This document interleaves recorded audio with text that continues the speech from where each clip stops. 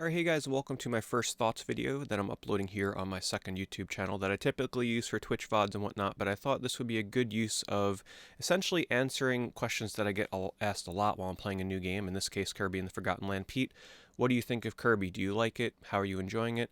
I figured rather than just constantly giving the same shortened answer on my streams, or having a text command, I could just tell you right here. So let's get into it. Let's keep it nice and short and concise. And if you guys enjoy this style of video, I'll upload more for any games that I start to play in the future.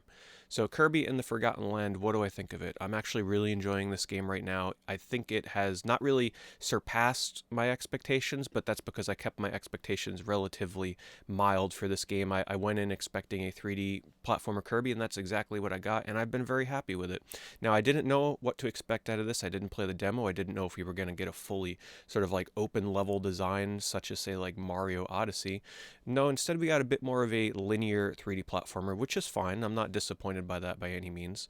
But it would be cool to see the series progress towards that more Mario Odyssey style, sort of like open world design of exploring levels rather than being on a sort of set linear path. So the things that I enjoy the most about this game, I absolutely love the fact that this is like Kirby as an urban explorer.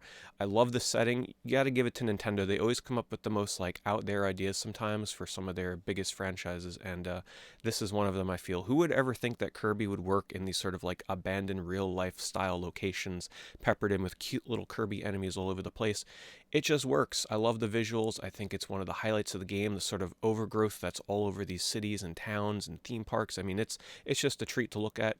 Sure, it would have been nice to see it at 60 frames a second, but hey, you got to take what you can get sometimes on the Switch. At least it runs at a steady frame rate, and the loads are actually really fast, which impressed me. I also love the music. There's some great renditions of classic themes in here. I do wish that the music would have been a bit more spiced up and more variety to the songs that typically play in a lot of the levels. You'll hear the same song over and over for quite a long period of time, but that's just a minor gripe in an otherwise great, strong presentation, both visually and audio-wise for this game. We also need to talk about the mouthful abilities. Obviously, this Kirby game's gimmick, but for me, this is a gimmick that works. I think it's sort of like a natural evolution for Kirby to be absorbing cars and vending machines because, well, he inhales everything and it makes sense that he can inhale these things and gain these powers. If anything, it kind of just feels like an extension on his previous abilities, his more traditional abilities, so it doesn't really feel too out of place. It doesn't feel like it's some kind of silly gimmick, say, as such like the battle system that was introduced in Paper Mario and the Origami King. Like, it's not going such a far reach out of what I guess Kirby's comfort zone would normally be. So it's a welcome addition. I've been enjoying them. I also feel like they're not using them too much. In a level, you'll typically only get to use a mouthful ability once or twice, and if you feel like you want to use them more, they have the mini games and the side missions that you can do, but I don't feel like they're overpowering the traditional abilities. And speaking of the traditional abilities, I feel like they also do a great job in keeping them interesting and fresh by introducing the ability to level them up and sort of improve upon their power and their usage, and that's been really fun.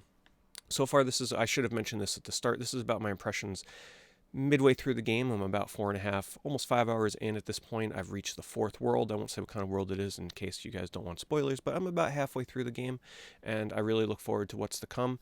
Anyway, that's sort of my nice, brief, concise, early impressions of the game. I don't feel like my impressions are going to go much higher or much lower. I'm just very happy and generally just very pleased with where Kirby is going. I'm just glad that we finally have a true 3D platformer for the series, because you guys know me, I love my 3D platformers.